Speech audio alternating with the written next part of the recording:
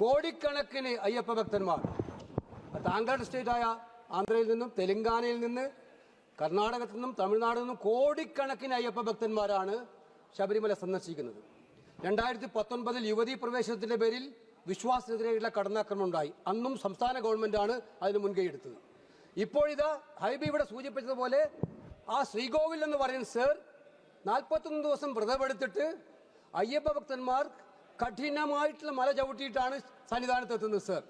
അവിടെ എത്തുമ്പോൾ 30 സെക്കൻഡ് അയ്യപ്പ വിഗ്രഹത്തെ കാണുന്നതിന് വേണ്ടി അതിന് സായുജ്യം അടയുന്നതിന് വേണ്ടിയിട്ടാണ് അയ്യപ്പ ഭക്തന്മാർ ചെല്ലുന്നത് സർ. അവിടെയാണ് സർ അയ്യപ്പന്റെ ശ്രീകോവിലിന് മുമ്പിലുള്ള ധ്വജവും അതുപോലെ തന്നെ പെട്ടളപ്പാളയും എല്ലാ സ്വർണവും ചെമ്പാക്കി മാറ്റി മോഷ്ടിച്ചിരിക്കുന്നത് സർ. ഇത് വൻ കൊള്ളയാണ് സർ. കൊള്ള മാത്രമല്ല സർ, ഇത് വിശ്വാസത്തിനെതിരെയുള്ള കടന്നാക്രമണമാണ് സർ. ഇപ്പോഴും പല പ്രതികളും മറക്ക് പുറത്താണ് സർ. ഇപ്പോഴും പല പ്രതികളും ഇനിയും പ്രത്യക്ഷപ്പെടാനുണ്ട് സർ. സംസ്ഥാന സർക്കാർ ഇവരെയൊക്കെ സംരക്ഷിക്കുന്നുള്ള പ്രതീതിയുണ്ട്. ഹൈക്കോടതി അന്വേഷിച്ചതുകൊണ്ട് മാത്രമാണ് ഈ അന്വേഷണം ഇതുവരെ നടക്കുന്നത്. ഞങ്ങൾ ഹൈക്കോടതിയെ സല്യൂട്ട് ചെയ്യാൻ ആഗ്രഹിക്കുകയാണ്.